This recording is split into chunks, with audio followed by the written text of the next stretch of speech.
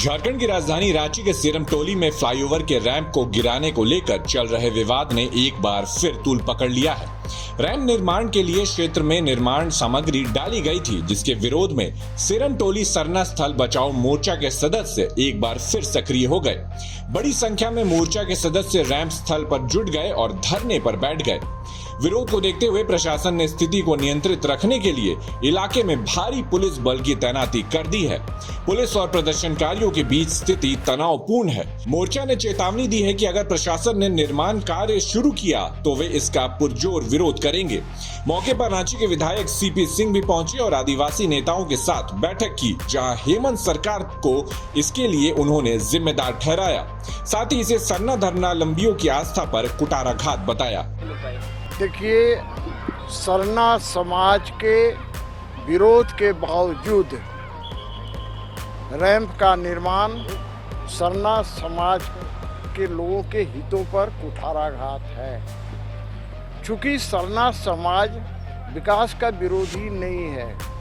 ये सरना समाज के लोग सरहुल के दिन केंद्रीय सरना समिति जो है वहाँ अलग अलग अखाड़ों से लाखों लोगों की संख्या में आते हैं, नाचते गाते आते हैं और शांतिपूर्ण ढंग से पुनः फिर अपने अखाड़े को लौट जाते हैं। अब जब ये रैंप बन जाएगा तो दिक्कत होगा कि अब अंदर नहीं जा सकते हैं। तो मेरा ये कहना है कि इसे युगों में नहीं लेना चाहिए और आज भी चाह जाए तो इसके लिए कोई डीपीआर के लिए विशेषज्ञ की ज़रूरत नहीं है। मैं बता रहा हूँ ना भाई, कि आप उसको हटाइए और वहाँ पर आप जो है पिलर पर ले जाइए और ये चौक पार करके आप गिरा दीजिए रैंप को।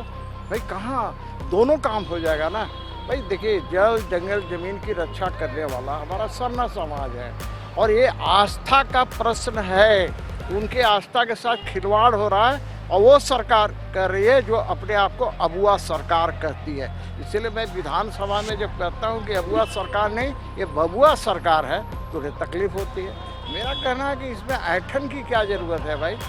आखिर यही सरना समाज के कारण आप आज सत्ता निसीन हुए हैं और यही सरना समाज कल यदि चाह जाएगा तो फिर सत्ता से कोसों दूर हो जाएगा और फिर ज़मीन का धूल फांकने लगिएगा। इसलिए मेरा ये कहना है कि इतने फोर्स की ज़रूरत भी नहीं थी, कोई वहाँ हिंसा तो होनी नहीं थी। मैंने भी अपने भाषण में कहा है कि भाई सारे सरना समाज के लोग एकजुट होइए और शांतिपूर्ण ढंग से इसका विरोध कीजिए। देखिए, मैंने कहा ना कि जब सत्ता में कोई मदांध हो जाता है तो ये सरकार सत्ता में मदांध है, कुछ भी कर सकती है। भाई इतनी फोर्स की यहाँ ज़रूरत क्या थी। दूसरा है कि मीडिया को हम क्यों रोके भाई। मीडिया ही तो सारी चीज़ें आगे ले जाने का काम करती है। भाई हम एक तरफ बोलते हैं कि लोकतंत्र का चौथा स्तंभ है मीडिया और दूसरी तरफ मीडिया को जाने से रोक रहे हैं। भाई मीडिया कोई जाकर के हंगामा थोड़े खड़ा करता है। मीडिया का काम है उनसे बातें करता। सरना समाज के लोग मीटिंग कर रहे हैं, उनसे जाके पूछता, बात करता और इसको अपने चैनलों में या अखबारों में दिखाने का काम करता। तो इनको मीडिया से इतना डर क्यों है, ये भी आश्चर्य का विषय है।